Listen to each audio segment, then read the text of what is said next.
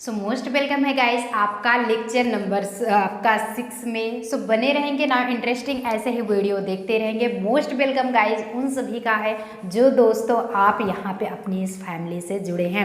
सो बताना चाहेंगे @union classes करके आप टेलीग्राम पे ज्वाइन हो सकते हैं, जिससे कि कोई भी इंफॉर्मेशन गाइस दिया जाता है तो वहीं पे आपको प्रोवाइड कराया जाता है। और साथ ही साथ यहाँ पे आपका जो सेशन स्टार्ट हो रहा है, जस्ट इसके प्रीवियस वाले में आपको टोटल समास एवं टाइप्स ऑफ समास, डिफिनीशंस विथ एग्जाम्पल सब कुछ क्लियर कराया गया है। सो डिस्क्रिप्शन बॉक्स में आपको टोटल प्लेलिस्ट दिया गया है और सिलेबस क्या है गाइज वो पढ़ना है। जो नए स्टूडेंट्स हमारे साथ, हमारे नए साथी जुड़ रहे हैं, वो डिस्क्रिप्शन बॉक्स यार बना हुआ है, उसमें जाके क्लिक कर लिए और फाइंड कर लीजिए। नाउ स्टार्ट होता है आपका सेशन। जितने भी चैट सेक्शंस कर रहे हैं, जितने भी गाइज लाइव सेशन से जुड़ चुके हैं, मोस्ट वेलकम है, good evening all of you. चलिए स्टार्ट किया जाता है। सो सेशन 6 में आपको बताया जाएगा। यहाँ पे फर्स्ट आपका क्वेश्चन क्या है आप देख सकते हैं, स्क्रीन पे दिख रहा है कि अत्युक्ति शब्द में संधि है। यहाँ पे दिया गया है कि अत्युक्ति शब्द, एक सेकेंड, चलिए, अत्युक्ति शब्द में संधि है। संधि विच्छेद टोटल आप पढ़े हैं और साथ ही साथ एक वीडियो हम और भी संधि का बना देंगे गाइज, डोंट माइंड। आज ये लेक्चर आप पढ़ लीजिए, 100% आपको संधि बना दिया जाएगा। टोटल वीडियो आपको नहीं, आपके लिए संधि बनाया जाएगा, तो आप पढ़ लेंगे, वहाँ पे अपना डाउट्स क्लियर कर लेंगे। तो इसमें क्या दीर्घ होता है, यड़, गुड़ या फिर अयाद, जिसका करेक्ट आंसर गाइज क्या होता है। नाउ स्टार्ट होता है, आपके पास 5 सेकेंड का टाइम है। लाइव चैट करते रहिए जी गाइज, बिल्कुल बने रहेंगे। Most welcome all of you, good evening dear all of you.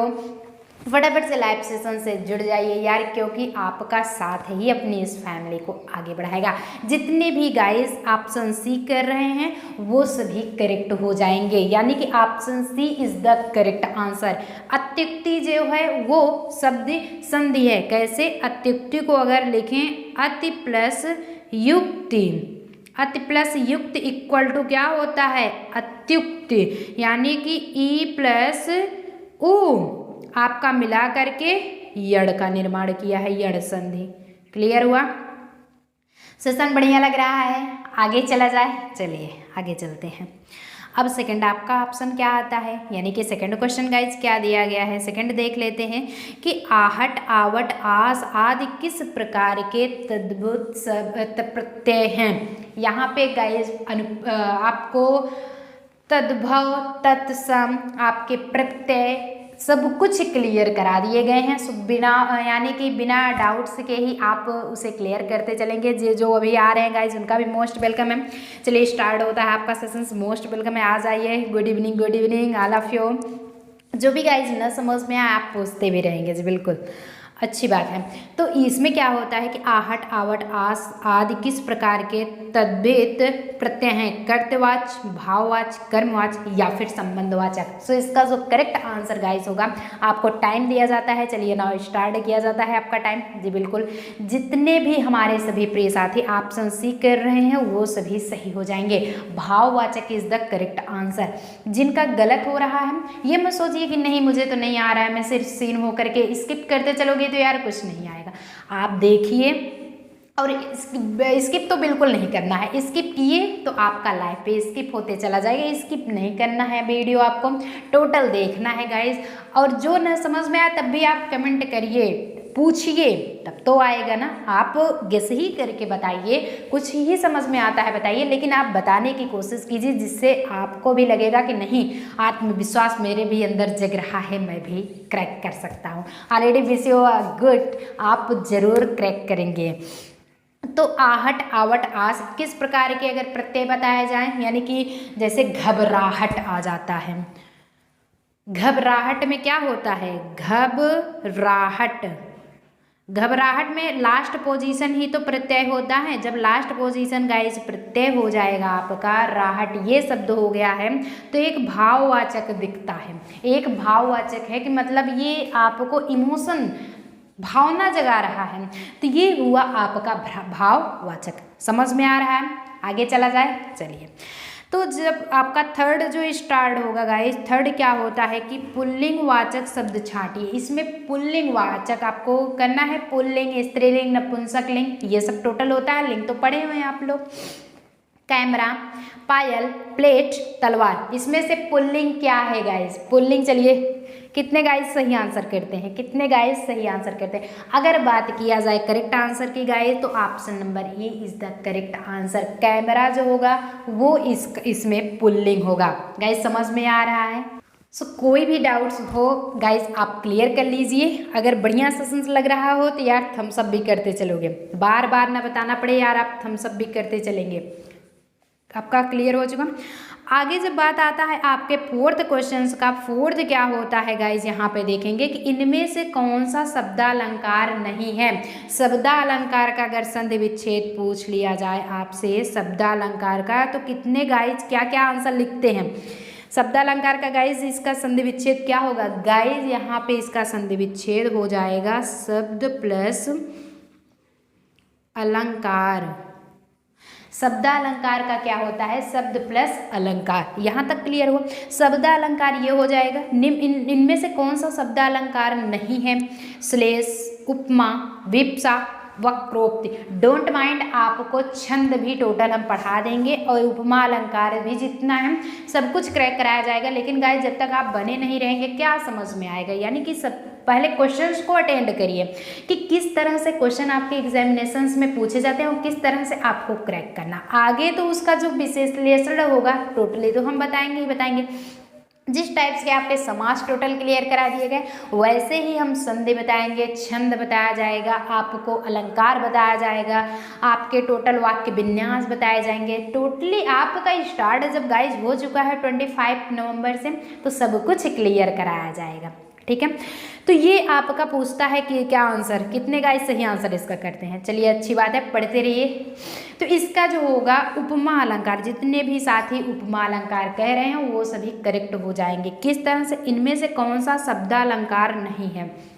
शब्द का अलंकार नहीं है, श्लेष भी है, विप्सा भी है, वक्रोक्ति भी है। लेकिन उपमा जो होता है किसी की तुलना दी जाती है कि यह इंसान इस इंसान के जैसा है, तो उपमा दिया जा रहा है। इसमें तो कोई शब्दालंकार का है ही नहीं, ये तो उपमा की बात हो गई, तो इसलिए ये डिफरेंसेस है। समझ में आप आगे चला जाए, एक थम्स अप भी याद करते चलोगे, आगे चला जाए। चलिए फिफ्थ क्वेश्चन आपका क्या होता है कि ऑलरेडी ये आप लोग मुहावरे जरूर सुने होंगे। ये जो मुहावरा होता है, एक सेकंड आप देखेंगे, चलिए कि grass on other sides always looks greener का हिंदी का अर्थ क्या होता है। कोई आपसे गाइस पूछ लेता है कि grass on other side always looks greener का हिंदी अर्थ क्या होता है। गाइस किसे किसे समझ में आ रहा है? ये आप ऑप्शंस इसमें ज़रूर होंगे कि दूर के ढोल सुहावने लगते हैं। ये तो एक फ्रेजेस, एक टाइप्स का मुहावरा होता है कि दूर के ढोल अरे भैया सुहावने होते हैं। पेड़ धरती को सुंदर बनाते हैं, ये भी सही बात है। परिवर्तन प्रकृति का नियम है, इट्स ट्रू मैटर। जीवन मात्र ही संघर्षपूर्ण है, ट्रू मैटर। सब कुछ मैटर आपका जब गाइस ट्रू ही है तो फॉल्स क्या है? ये सब नहीं पूछ रहा है, इसमें सिर्फ पूछा गया है कि grass on other side always looks greener. इसका मतलब क्या होता है गाइस? चलिए चैट सेक्शंस में फटाफट से लिखते चलेंगे। इसका आंसर जो गाइस जितने भी साथी ऑप्शन ए बता रहे हैं वो सभी सही हो जाएंगे कि दूर के ढोल सुहावने होते हैं, यानी कि दूर की जो चीज़ें होती हैं देखने में बड़ी अच्छी लगती हैं। कि ग्रास ऑन अदर साइड, जो घास है दूसरी साइड में, ऑलवेज लुक्स वो दिखती है ग्रीनर, बड़ी एकदम सुहावनी। कंफर्म हुआ? आगे चला जाए। चलिए अच्छी बात है। अब बात करेंगे 6 क्वेश्चंस पे। सो 6 क्वेश्चन आपका क्या होता है गाइस कि पंकज, जलज आदि किस प्रकार के शब्द हैं। अब बताइए, आपका आ गया पर्यायवाची, यानी पर्यायवाची से रिलेटेड वर्ड। पर्यायवाची है, विलोम है, ये अगर पढ़े होंगे तो जरूर दे देंगे आप ऑप्शन। रूढ़, योग रूढ़, यौगिक या फिर मिश्रित। इसका जो करेक्ट आंसर क्या होगा गाइज, आपको 5 सेकंड का टाइम मिलता है ना, उसका आंसर आप करते रहेंगे। सो गाइज ज़्यादा से ज़्यादा सेशंस को शेयर भी करते चलेंगे आप लोग, जिससे कि ये और भी फ्रेंड्स आकर के फ्री ऑफ कोर्सेस वीडियो देख सके और आपके साथ लाइव बन सके। जितने भी देखते हैं टेलीग्राम पे आप @यूनियन क्लासेस करके गाइज ज्वाइन हो सकते हैं। देखते हैं टेलीग्राम पे ऑनलाइन रहते हुए भी नहीं आते हैं क्लासेस में, ऐसा क्यों आप लोग करते हो? लाइव क्लास पढ़ने का मन नहीं करता, बाद में जब एग्जामिनेशंस में आप बैठेंगे तो क्या सोचेंगे कि यही काश पढ़ लिए होते। तो वो काश वाली कंडीशंस अभी अपना लीजिए ना, अभी अभी आप पढ़ लीजिए, तो जब आपका एग्ज़ाम आएगा तो इतना आपके ऊपर प्रेशर भी नहीं रहेगा। ठीक, तो इसका जो करेक्ट ऑप्शन गाइस क्या होगा चलिए बताते हैं कि जितने भी साथी ऑप्शन सी कह रहे हैं वो सही हो जाएंगे कि पंकज, जलज आदि किस प्रकार के शब्द हैं, तो ये एक टाइप्स के योग रूढ़ हैं। क्लियर हुआ मैडम? एक टाइप्स के योग रूढ़ है, आप कंफर्म कर लेंगे। अब यहीं पे बात आती है आपके नेक्स्ट क्वेश्चंस की। नेक्स्ट क्वेश्चन क्या होता है कि देवनागरी लिपि का सर्वप्रथम प्रयोग कहाँ हुआ था? ये जो अगर लिपि की बात आए तो हिंदी जो थी देवनागरी लिपि उसकी होती है। देवनागरी लिपि इज द मेन इम्पॉर्टेंट ना, अगर लिपि में पूछा जाए तो देवनागरी लिपि जो होती है वेरी इंपॉर्टेंट, यही सबसे ज़्यादा पुटअप होता है कि सर्वप्रथम इसका प्रयोग कहाँ हुआ था। पाणिनिकृत अष्टाध्यायी में, यानी कि पाणिनि का कृत जो अष्टाध्यायी था अपभ्रंश साहित्य में, अमीर खुसरो की पुस्तकों में, या फिर जयभट्ट के शिलालेख में। So guys your time is start. चलिए देखते हैं कि कहाँ पे ये स्टार्ट हुआ था। जो 7 क्वेश्चन का जो करेक्ट आंसर जी बिल्कुल करते रहिए, सेशंस बढ़िया लग रहा है। जो भी आपको ना समझ में आए गाइज पूछते भी चलिए, ऑलरेडी आपको आंसर जरूर रिप्लाई जरूर मिला है, रिप्लाई ज़रूर दिया जाएगा गाइज। जितने भी हमारे प्रिय साथी ऑप्शन डी कह रहे हैं वो सभी सही हो जाएंगे कि जयभट्ट के शिलालेख में देवनागरी लिपि का सर्वप्रथम प्रयोग हुआ था। कोई पूछता है देवनागरी लिपि का सर्वप्रथम प्रयोग, आप बताएंगे कि जयभट्ट के शिलालेख में। क्लियर हुआ सेशंस? बढ़िया, मज़ा आ रहा है।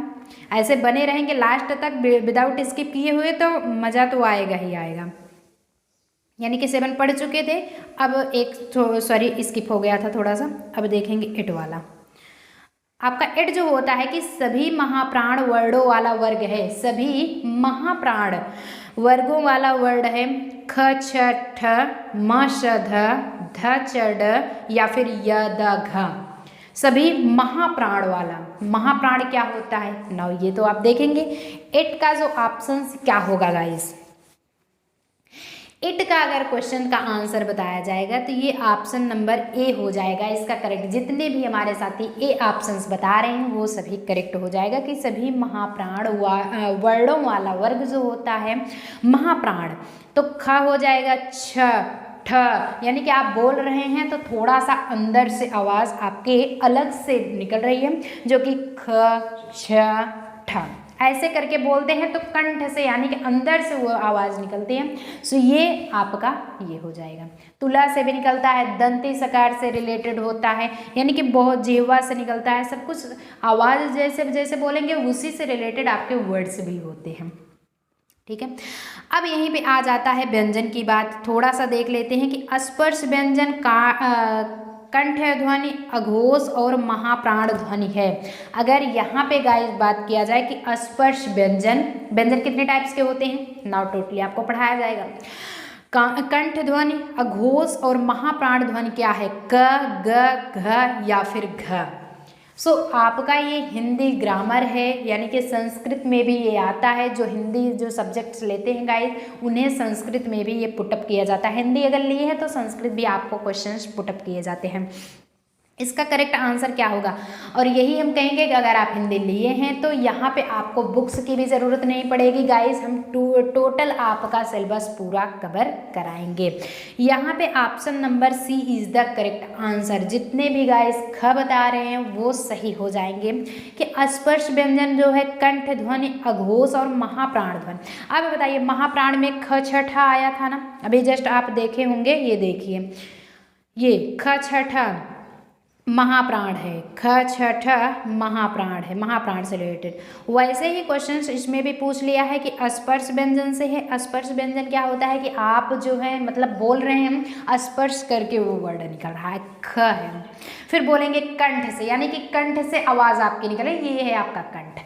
ख बोलते हैं तो जस्ट आवाज़ निकलती है ना, मुंह से ही सब कुछ आवाज़ निकलती है, लेकिन सब कुछ जैसे आप बोलेंगे स तो अलग हो गया, त तो आपका मतलब तालु में थोड़ा सा लग के आ रहा है, मतलब सब कुछ स्पर्श जो होगा क्वेश्चंस के आपके अलग अलग होंगे। यहाँ पे guys option C is the correct answer, ख जो होगा वो सही हो जाएगा। जितने भी गाइस सी ऑप्शन कर रहे हैं वो सही हो जाएंगे। अब यहाँ पे बात आता है कि समीप, छोटा, गौड़ के अर्थ में कौन सा उपसर्ग आता है। अब यहाँ पे उपसर्ग और प्रत्यय की बात हुआ और आपको गाइज बताया गया था कि कोई भी वर्ड होता है, जैसे कि आपका मान लेते हैं शब्दालंकार ही है, अगर इसमें पूछ लिया जाए कि आप उपसर्ग और प्रत्यय की बताइए, तो आपको पता है कि पहला वर्ड उपसर्ग और लास्ट वर्ग प्रत्यय होता है, तो फटाक से आप इसका संधि विच्छेद कर लेंगे। अभी जस्ट हम प्रीवियस क्वेश्चन में बताए शब्द प्लस अलंकार, शब्द प्लस अलंकार हो गया तो शब्द आपका उपसर्ग हो गया यहाँ पे, और जो है अलंकार ये प्रत्यय हो गया। सीधी सी बात, यानी कि दोनों आप दो चीज सीख लिए, एक तो संधि विच्छेद जान गए अनुप्रास और उपसर्ग और प्रत्यय में, एक तो उपसर्ग और प्रत्यय जान लिए। अब यहाँ पे समीप, छोटा, गौड़ के अर्थ में कौन सा उपसर्ग आता है। स, छ, ग, क्या ऐसा आप करेंगे, देखिए आता है उर, उ, उत या फिर उप, जो कि सबसे रिलेटेड है। गाइस चलिए इसका करेक्ट आंसर बताइए। इसका जो करेक्ट आंसर जी बिल्कुल से सुन लग रहा है, अच्छा बढ़िया थम्स अप भी यार करते चलोगे आप लोग, बढ़िया से अच्छे से पढ़ाई भी करते चलेंगे। जो 10वें का option number D is the correct answer. अरे भैया जब आपसे पूछ लिया गया है कि समीप, छोटा, गौड़ के अर्थ में, ये सब अर्थ है, पूछ रहा है कौन सा उपसर्ग आता है, तो यहाँ पे आप दिमाग क्यों नहीं लगाते गाइज, कहाँ इतना पूछा गया है, ग, छ सब ऑप्शंस में है नहीं, तो अगर आपको उपसर्ग में पूछा गया है तो उप आपका उपसर्ग हो जाएगा और सर्ग आपका प्रत्यय हो जाएगा। समझ में आया, ये है आपका उपसर्ग, उप हुआ उपसर्ग और सर्ग हुआ प्रत्यय। समझ में आया, थोड़ा सा ट्रिकी था, माइंड था, ऐसे ट्रिकी क्वेश्चंस पुटअप होते हैं और कुछ नहीं था। उपसर्ग में ही अब बताइए, आपको उपसर्ग और प्रत्यय पूछ लिया है, यहीं पे प्रत्यय पूछा होता तो सर्ग आपका प्रत्यय हो जाता। अब यहाँ पे गाइज मुझे बताओ कि तुम्हारा जन्म कब और कहाँ हुआ था। हर लोग पूछते हैं कि आपका DOB बताइए, यानी कि डेट ऑफ बर्थ बताइए, तो आपका जन्म कहाँ और कब हुआ था, वाक्य का भेद बताइए। अब वाक्य का भेद क्या होता है, आज भेद भी सीख लेते हैं। सरल वाक्य है, संयुक्त वाक्य है, आश्रित या फिर मिश्र वाक्य है। इसका जो करेक्ट आंसर गाइज क्या होगा, चलिए ऑप्शंस बताएंगे। 11 क्वेश्चन आपका स्टार्ट हो चुका है, सो मोस्ट वेलकम है, आप आ जाइए और 9 लाइव सेशन से जुड़ जाइए, लाइव चैट करना अपना स्टार्ट कर दीजिए। यहाँ पे गाइज सीधी सी बात है कि आपको दिख रहा है कि मिश्र वाक्य है। मिश्र वाक्य कैसे है गाइज, मिश्र वाक्य ऐसे ही देखेंगे कि इसमें 2-2 सेंटेंस 3-3 मिला हुआ है। मुझे बताओ कि ये भी है एक सेंटेंस, तुम्हारा जन्म कब और कहाँ पे हुआ। कब यानी कि तुम्हारा, एक बना सकते हैं कि तुम्हारा जन्म कहाँ हुआ, एक बन सकता है कि तुम्हारा जन्म कब हुआ, तो 2-2 वाक्य मिल रहे हैं कि नहीं, दोनों जब आपस में मिल गए तो जस्ट ये मिश्र वाक्य कहलाया। कंबाइन हुआ, कंबाइन होगा तो मिश्र वाक्य ही कहलाएगा। बढ़िया लग रहा है सेशंस, आगे चला जाए। चलिए तो आगे जब चलते हैं गाइस तो क्या होता है, 12 क्वेश्चंस में देखा जाता है कि सर्प, मेढक, सिंह, घोड़ा, वानर, हाथी आदि को समझाने वाला शब्द है। अब बताइए इनको समझाने वाला शब्द वो भी किसे किसे, एक तो सर्प हो गया, मेढक हो गया, सिंह मतलब शेर होता है, घोड़ा हो गया, वानर हो गया और हाथी हो गया, पशु, हरि, शिव या फिर कपीस। जो इसका करेक्ट आंसर गाइज क्या होगा। नाउ 12 क्वेश्चन आपका स्टार्ट है जी, बिल्कुल बढ़िया से पढ़ते रहिए, अच्छी बात है, और जो भी समझ में ना आए आप पूछते भी चलिए। इसमें option number C is the correct answer, यानी कि सर्प, मेढक, सिंह, घोड़ा, वानर, हाथी को समझाने वाला जो शब्द होगा वो हरि ही होगा। समझ में आया, आगे चला जाए। ऐसे ही ऐसे क्वेश्चंस आपसे ट्रिकी पूछते हैं, थोड़ा सा अब ये वाला देखते हैं कि क्या है। ये आप मुहावरा अक्सर ये वाला यानी कि 13 क्वेश्चन का जो मुहावरा है, जो फ्रेजेस है, ये ऑलरेडी आप सुने होंगे कि दांत काटी रोटी, कहते नहीं उनसे भैया दांते काटी रोटी जम रही है, मतलब बहुत ज़्यादा पक्की दोस्ती है। क्या होती है, गहरी दोस्ती है, गहरी दुश्मनी है, पीछे पड़ना है, प्रतिवाद करना है। इसका जो करेक्ट आंसर क्या होगा गाइस, पहले भी हमने बता दिया था कि गहरी दोस्ती ही दांती काटी रोटी कहलाती है। जितने भी गाइस गहरी दोस्ती पे ऑप्शन किए हैं वो सभी सही हो जाएंगे। और मोस्ट वेलकम तहे दिल से आप सभी का है, अपनी इस फैमिली में आइए और ज्वाइन हो जाइए। ज़्यादा से ज़्यादा आप इस सेशन को शेयर करने की कोशिश करेंगे जिससे कि और भी गाइस आकर के ना इससे जुड़ सकें, अपडेट टाइम टू टाइम पा सकें।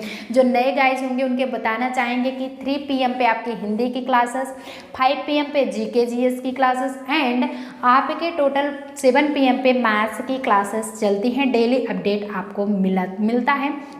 न पता हो सिलेबस क्या है गाइस, डिस्क्रिप्शन बॉक्स में नीचे दिया गया है, आप जा करके पढ़ लीजिए। टोटल उसका लिंक दिया गया है, आप नाउ फाइंड कर सकते हैं। सो बने रहेंगे, ऐसे इंटरेस्टिंग आपको वीडियो मिलता रहेगा। आप बहरहाल अभी जाना नहीं है, अभी पढ़ते रहे भी, सिर्फ 13 हुआ है, अभी और क्वेश्चन सॉल्व करने हैं। ओके, हो गया यहाँ तक। अब आगे चला जाए। यहाँ पे होता है, अगर बात किया जाए आपके अर्चना, देखेंगे कि अर्चना अत्यंत सुंदर है। यहाँ पे अत्यंत सुंदर है मतलब बहुत ही ज़्यादा, अत्यंत की बात हो रही है। रेखांकित पद का भेद बताइए। रेखांकित था पहले ना, देख लीजिए, रेखांकित है आपका, अत्यंत के नीचे रेखांकित है। विशेषण है, विशेष विशेषण, प्रविशेषण या फिर सविशेषण। So most welcome guys. यहाँ पे चलिए आंसर करते हैं। करेक्ट आंसर आपका क्या होता है 14 क्वेश्चन का। चलिए लाइव भी करते रहिए, लाइव चैट गाइस करना नहीं बोलोगे यार, कैसे हम जानेंगे कि नहीं इतने गाइस। अगर सीन सिर्फ दिखता है आप लोग हट जाओगे, कुछ नहीं समझ में आए, लेकिन जितने गाइस यहाँ पे जुड़े हैं, जितना कमेंट कर रहे हैं, लाइव चैट कर रहे हैं, उनको बहुत बहुत थैंक्स, क्योंकि वो अपना पढ़ाई स्टार्ट कर दिया। और हम चाहते हैं कि ज़्यादा से ज़्यादा गाइज यहाँ पे आकर के इससे जुड़े। चला जाए गाइज, फिर करेक्ट आंसर इसका दे रहे हैं। जितने भी गाइज यहाँ पे प्रविशेषण कह रहे हैं वो सभी सही हो जाएंगे कि अर्चना अत्यंत सुंदर है। सुंदर तो है ही है, ये तो विशेषण है, बट प्रविशेषण बहुत ही ज़्यादा, मतलब बहुत ही अत्यंत विशेषण है। जो विशेषता बतलाई जा रही है एडजेक्टिव है। किसी चीज़ की जब विशेषता बतलाई जा रही है तो वो एडजेक्टिव विशेषण कहलाता है। क्लियर हो मैटर, समझ में आ रहा है। जैसे कि हम देखते हैं टाइप्स ऑफ नाउन होता क्या है कि 8 टाइप्स के होते हैं कि noun, pronoun, verb, adverb, adjective, preposition, conjunction, interjection. Already ये सारे टोटल्स होते हैं। ऐसे ही वीडियो आपको यहाँ भी मिलेगा। नाउन संज्ञा हो जाता है, प्रोनाउन सर्वनाम हुआ, एडवर्ब क्रिया विशेषण, एडजेक्टिव विशेषण, यानी कि सब कुछ ऐसे ही हिंदी आपकी चलती है। अब चलिए 15 क्वेश्चन देख लेते हैं कि उनके द्वारा अपना काम अब तक समाप्त नहीं किया गया है। किसके द्वारा? अदर के द्वारा। उनके द्वारा अपना काम यानी कि खुद का काम, यानी कि उनका भी काम हो सकता है, अब तक समाप्त नहीं किया गया है। अंग्रेजी में अनुवाद कीजिए, ट्रांसलेट इनटू इंग्लिश। यार जितने भी गाइस इंग्लिश के भी बच्चे हैं, अगर ना भी स्टूडेंट्स इंग्लिश के हों तो हिंदी से ही होंगे, लेकिन आप छोटे थे तब तो ट्रांसलेट पढ़ के आए थे। Translate is the main important, translate बहुत ही इंपॉर्टेंट रखता है। क्या होगा? First, second, third and fourth option दिया गया है। चलिए गाइस, कितने गाइस यहाँ पे करेक्ट आंसर करते हैं, कितने गाइस सही आंसर करते हैं, देखा जाए। बढ़िया समझ में आ रहा है, अच्छी बात है, आप लोग करते भी रहिए, बहुत अच्छी बात है। तो जितने भी साथी ऑप्शन बी बता रहे हैं वो सही हो जाएंगे कि दियर वर्क, उनका काम, हैज़ नॉट, अभी नहीं हुआ है, एट, फिर भी बीन फिनिश्ड, कंप्लीट नहीं हुआ है, बाय देम, उनके द्वारा, यानी कि by them their work has yet not been finished, ये पहला गलत। तीसरा their work has not been, ये भी गलत, ये भी गलत। दूसरा जो ऑप्शन होगा सही होगा, उनके द्वारा, मतलब कि उनके द्वारा अपना काम है, दियर वर्क हो गया। Has not yet been, has not इसलिए है किया गया है, कंप्लीटेड है, यानी कि आपका वो कौन सा टेंस है?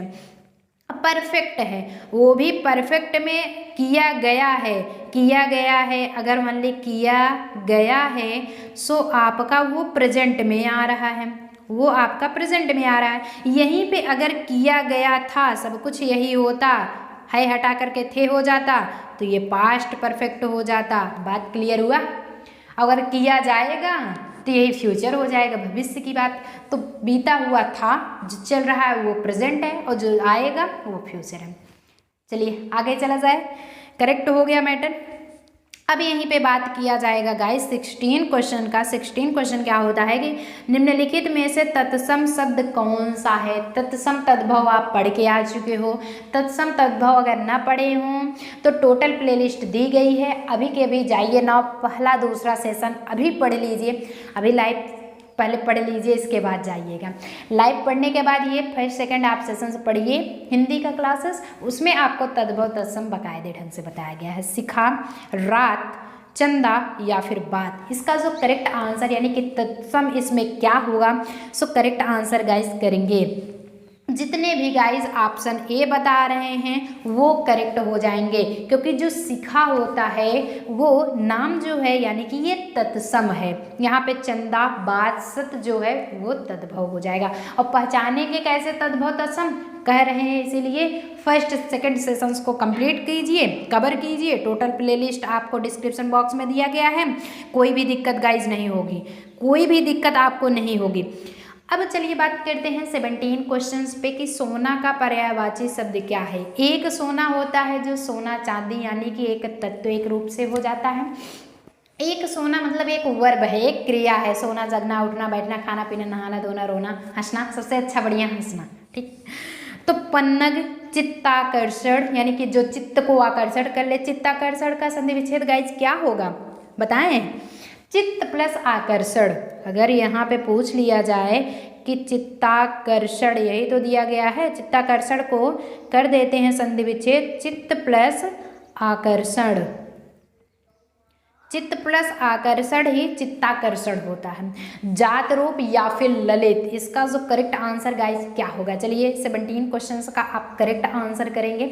इसका जो करेक्ट आंसर गाइस होगा जात रूप हो जाएगा। एक जात रूप है यानी कि सोना का पर्यायवाची जात रूप से होता है। जिस तरह से आपका सूर्य का होता है भानु, भास्कर, ये सब टोटल होते हैं यानी कि पर्यायवाची। आप पढ़िए बढ़िया ढंग से, न समझ में आए लाइव चैट यार करते रहोगे, मैम पर्यायवाची भी हमें क्लियर कराइए, तो आपको पर्यायवाची भी पढ़ा दिया जाएगा, डोंट माइंड, पढ़ा देंगे। अभी तो हमें पता नहीं है कि भैया आपको मालूम है पर्यायवाची विलोम, इतना इजी अगर नहीं मालूम है तो डोंट माइंड, हम लिस्ट प्रोवाइड करेंगे, यहाँ पे पढ़ा देंगे, आप बढ़िया से पढ़ लीजिएगा। बताइए कौन मेहनत करे, मैम पढ़ा दीजिए ना, यही तो कहोगे।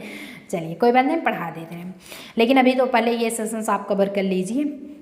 निम्न विकल्पों में से एक सही विकल्प छांटिए। एक सही विकल्प है चारों में से, क्या है ना वो आपको छांटना है कि जीवन क्षणभंगुर है, व्यर्थ नष्ट न करो। जीवन जो हमारा है वो क्षणभंगुर यानी कि कम समय, अल्प समय का है, इसे बिल्कुल भी नष्ट न करिए।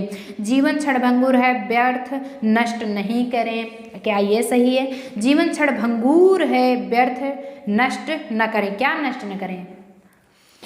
जीवन क्षणभंगुर है, व्यर्थ नष्ट, ये नष्ट आ गया है, इसमें ये गलती है। व्यर्थ नष्ट न करें यानी कि अभी क्षणभंगुर नहीं होना चाहिए। चलिए देखते हैं कितनी इसका आंसर कितने गाइस सही करते हैं, कितने गाइस सही करते हैं। अगर यहाँ पे बात किया जाए कि इसमें नष्ट गलत, इसमें क्षणभंगुर, इसमें जीवन लिखा गया है, देखे होंगे जीवन होता है, जीवन क्षणभंगुर है, व्यर्थ नष्ट ना करें। कितने भी गाइस ऑप्शन एक कर रहे हैं यानी कि इसमें कोई भी गलती नहीं है, ये सही हो जाएंगे। निम्न विकल्पों में से सही विकल्प जो होगा आपका फर्स्ट होगा गाइस कि जीवन क्षणभंगुर है, व्यर्थ नष्ट ना करें। आगे चला जाए, ऐसे ही ऐसे आपके ट्रिकी आएंगे, थोड़ा थोड़ा सा आपको माइंड लगाना होगा, लेकिन उसी में आपको 1 नंबर 2 नंबर प्रोवाइड करा, 2 नंबर का होगा प्रोवाइड करा दिया जाएगा। हर क्वेश्चन 2 नंबर के। माइनस मार्किंग कितनी होगी वो भी टोटली बताया गया 1/3 की होती है। तो सब कुछ यार नीचे डिस्क्रिप्शन बॉक्स क्यों बना होता है, उसी में लिंक दिया गया है टोटल सिलेबस का, और सिलेबस में कितने माइनस मार्किंग होंगे, किस तरह से क्वेश्चन आएंगे, सब कुछ बताया गया है, सब कुछ बताया गया। पार्ट फर्स्ट में, पार्ट सेकंड में सब्जेक्ट एबिलिटी है, जाके अभी पढ़ लीजिए। सेकंड क्वेश्चन गाइज होता है कि अनिश्चयवाचक सर्वनाम का अपादान कारक में बहुरूप हो, बहुवचन रूप होगा। बहुवचन क्या होता है कि उसका प्लूरल फॉर्म, जैसे एक पर्सन कोई एलॉन है तो एक वचन होगा, वहीं पे एक से अधिक हुए, 2 4 हुए तो बहुवचन हो जाएगा। समझ में आ रहा है। अनिश्चयवाचक जो सर्वनाम होता है, अनिश्चयवाचक यानी कि इनडिफिनिट, डिफिनिट होता है निश्चय बट इनडिफिनिट होता है अनिश्चयवाचक सर्वनाम का अपादान कारक में बहुवचन रूप। अपादान क्या होता है, यानी कि कर्ता ने कर्म को करण से, आपको अगर बताएं कि कर्ता ने कर्म को, उसके बाद होता है करण से संप्रदान के लिए, यही अब आ जाता है अपादान। अपादान से अलग होना पाया जाए, से अलग होना पाया जाए, यहाँ पे क्या इंडिकेट करता है, से अलग होना पाया जाए से, मतलब कि से यहाँ भी है, से यहाँ भी अगर आ जाता है तो करण कहाँ पे यूज करेंगे, कहाँ पे आपका अपादान यूज होगा। अब अपादान अलग होना पाया जाए मतलब पेड़ से पत्ते गिरते हैं तो पेड़ से अलग हो रहा है पत्ते, तब नीचे आ रहे हैं, अलग हो जा रहा है। आप स्कूल से विद्यालय जाते हैं तो वहाँ से अलग हो रहा है, वहाँ से कहीं अलग नहीं हो रहा, लेकिन पेड़ से पत्ते गिर जाते हैं तो क्या फिर जाके चिपकते हैं, नहीं, उसमें तो लगेंगे नहीं, अलग हो गए टूट के तो अलग हो जाए, अपादान से अलग होना पाया जाए। लेकिन यहीं पे बच्चे स्कूल से विद्यालय घर से विद्यालय जाते हैं तो इसमें से करण कारक यूज होगा, इतना डिफरेंस है। तो अनिश्चयवाचक सर्वनाम का अपादान कारक में यानी कि इसमें बहुवचन रूप होगा किसी से, किन्हीं से, किन से या फिर किनको, क्या होगा, अभी से आपको बताया गया था से रिलेटेड होगा, से आपका तीन जगह आया, लेकिन किसी, किन्हीं, किन, इन तीनों में डिफरेंसेस छांटना है। चलिए 19 का कितने गाइस सही आंसर करते हैं। यहाँ पे गाइस जितने भी सी ऑप्शन कर रहे हैं वो सभी सही हो जाएंगे। क्यों, अभी तो आप अनिश्चयवाचक सर्वनाम देख लिए कि कोई निश्चित नहीं है, कर्ता सब्जेक्ट क्लियर नहीं है, किन्हीं हो गया कि अननोन पर्सन है, अननोन पर्सन हो गया। अपादान कारक में ये अपादान हो गया, से भी समझ में आ गया, को वाला तो पहले ऑप्शन हट गया, से यहाँ भी है, यहाँ भी है, यहाँ भी है, 3 ऑप्शन है। अब तीनों में से महावीर यानी कि जो सबसे बड़ा वीर है उसको चूज करना है। बहुवचन क्या होगा, किसी एक पर्सन होगा, किन से कोई पुल्लिंग है, नपुंसक लिंग है, कोई तो है नहीं, कोई जी जहान है नहीं, किन से बात करना है ऐसा तो कुछ है नहीं, किन्हीं से, किन्हीं इज द प्लूरल फॉर्म, बहुवचन जो होगा गाइज वो प्लूरल होगा। सेशन से बढ़िया लग रहा है, चला जाए, आज तो समझ में आ रहा है, आज कोई दिक्कत है। हिंदी की क्लासेस में एक दिन बस ऐसे पढ़ा दिया था, हल्का फुल्का कह रहे थे मैम समझ में नहीं आ रहा, कोई बात नहीं, आपको टोटली समझ में आएगा गाइस, आप बने रहिएगा बस, और कुछ नहीं करना है। प्रत्याशा शब्द में उपसर्ग है, अब बताइए प्रत्याशा में प्रति प्लस आशा करेंगे, यही तो होगा, चलिए देखते हैं। प्रति प्रत्या, इसका जो करेक्ट आंसर गाइस उपसर्ग और हम प्रत्यय बता चुके हैं, अब इसमें नहीं बताएंगे, इसमें पहले आप ऑप्शन दीजिए। अब भी तब भी बता दिए थे हम भैया, प्रत्याशा का अगर संधि विच्छेद करेंगे, और एक बात और ध्यान दीजिए, जब भी प्रत्यय उपसर्ग निकालने लगेंगे संधि विच्छेद पहले कर लीजिए, तभी आपका डिवाइड होगा। संधि विच्छेद भैया करोगे 2 फॉर्म में डिवाइड करोगे, पहला आपका उपसर्ग, दूसरा प्रत्यय, बात क्लियर, मैटर क्लियर हो जाएगा। ये हो जाएगा प्रति प्लस आशा, और करना कैसे है, आप संधि विच्छेद क्या करेंगे कि मैम मुझे संधि विच्छेद नहीं आता है, तो डोंट माइंड, हम तो हैं ना, हम तो पढ़ाएंगे, हम जल्द ही प्रोवाइड करा देंगे वो भी सेशंस, डोंट माइंड। तो इसमें प्रति प्लस आशा, प्रति आपका उपसर्ग हो जाएगा और आशा जो है प्रत्यय हो जाएगा, प्रत्यय। तो प्रति जो है यहाँ पे करेक्ट आंसर, जितने भी साथी हमारे प्रिय कर रहे हैं वो सभी करेक्ट हो जाएंगे, और जिनका नहीं सही है डोंट माइंड, पढ़ते रहो, समझते रहो, आप समझ जाएंगे, सब कुछ आने लगेगा, डोंट माइंड। अब क्या होता है कि यदि सभी राज्य सरकारों को कोई एक सरकारी पत्र भेजा गया हो, सभी राज्य सरकारों को, टोटली राज्य सरकारों में कोई एक सरकारी पत्र भेजा गया हो, तो उसे क्या कहते हैं, सूचना कहते हैं, परिपत्र, आज्ञा पत्र अथवा अधिसूचना। ये तो जरूर कंफर्म होना चाहिए गाइज, ये जरूर कंफर्म होगा। इसमें जितने भी गाइज ऑप्शन बी बता रहे हैं वो करेक्ट हो जाएंगे, ऑप्शन बी बताने वाले गाइज बिल्कुल सही होंगे। क्यों, क्योंकि उन्हें जब पत्र भेजा जाता है तो ये परिपत्र है, मतलब कि बाहर से, परि मतलब बाहर से आ रहा है वो पत्र, आज्ञा पत्र तो है नहीं कि आपको आज्ञा के लिए दिया जा रहा है, सूचना भी नहीं दिया जा रहा है पत्र में, क्योंकि लेटर में आ रहा है, इन्फॉर्मेशन होता है कि कॉलिंग वगैरह माध्यम से कहेंगे, अधिसूचना भी नहीं है कि आपको आधा सूचना दिया जा रहा है, टोटली आ रहा है, वो होगा आपका परिपत्र। क्लियर हुआ मैटर? आगे चला जाए, चलिए थम्स अप भी करते रहेंगे, आगे चलते हैं। अब नाउ आपका आ जाता है 22 क्वेश्चंस। धीरे धीरे हम लास्ट के कगार पे आ रहे हैं। जो कुछ भी अगर आपको फंसता है लाइव चैट आप करके याद पूछ लीजिए, जिससे कि कोई भी दिक्कत आपको ना हो। धूसर शब्द का पर्यायवाची क्या होगा? धूसर का पर्यायवाची शब्द क्या होगा? खनक, बेसर, सदन या फिर गजवदन। बहुत अजीब अजीब नाम है, यूनिक नेम है, बट डोंट माइंड, पढ़ेंगे तभी तो आगे बढ़ेंगे, तभी तो समझ में आएगा। जितने भी गाइज यहाँ पे ऑप्शन सी कर रहे हैं वो सभी सही हो जाएंगे। कितने गाइज हैं कि सी ऑप्शंस बता रहे हैं? चलिए बहुत अच्छी बात है कि सी ऑप्शंस बताने वाले साथी यानी कि बेसर जो हैं वो सही आंसर हो जाएगा। अब यहीं पे आपका आता है 23 क्वेश्चन। 23 क्वेश्चन क्या होता है? बताया गया है कि यदि आपको अपने मित्र को पत्र लिखना पड़े, आपको पर्सनली खुद को अपने फ्रेंड को एक लेटर लिखना पड़े, तो संबोधन में लिखेंगे। संबोधन में क्या लिखेंगे कि लास्ट में पूजनीय मित्र, यानी कि सबसे पहले आप संबोधन में संबोधन करेंगे कि कुछ ना कुछ संबोधित करके तभी तो आगे लेटर स्टार्ट किया जाता है। लिखे हो कि नहीं? आप छोटे रहे होंगे तो ज़रूर लिखे रहे होंगे कि यानी 10th 12th के क्लासेस में ऑलरेडी, चाहे वो आपका हिंदी आए, इंग्लिश आए, संस्कृत आए, सब में आपको पत्र लिखने के लिए दिया जाता था। 8 मार्क्स के, 5 मार्क्स के, जैसे जैसे स्कूल में चलता था। याद आया कुछ? इसी बहाने बचपना भी थोड़ा सा याद आ गया है कि आदरणीय मित्र, प्रिय मित्र, पूजनीय मित्र अथवा महोदय। क्या लिखेंगे? इसका करेक्ट आंसर गाइज क्या होगा? 23 का ऑप्शंस चलिए गाइज देखते हैं। जितने भी गाइज यहाँ पे प्रिय मित्र कर रहे हैं वो सभी सही हो जाएंगे। क्यों? क्योंकि ना तो उसे आदर के पूर्वक कहेंगे कि आदरणीय मित्र, ये तो जब बड़े होंगे तब, यानी कि कोई खुद से जब बड़ा होगा उसके सम्मान के लिए आदरणीय लगता है।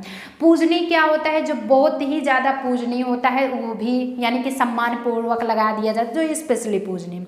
और महोदय किसे कहते हैं? कि जैसे महोदय या फिर महोदया, तो आप लिख रहे हैं स्कूल्स में अपने प्रिंसिपल को पत्र लिख रहे हैं कि हमें छुट्टी देने की कृपा कीजिए, तो अगर वो प्रिंसिपल या फिर डायरेक्टर अगर जेंट्स है तो महोदय, और लेडीज़ है तो महोदया। लेडीज़ है तो आप महोदया करेंगे, ध्यान दीजिएगा, महोदया, श्रीमान जी, ठीक है।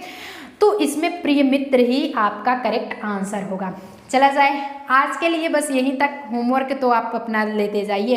होमवर्क जो गाइज होता है 24 क्वेश्चंस में आपका ये रहता है homework, for your homework.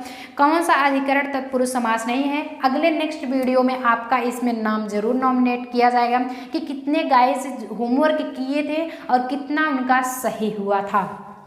Clear?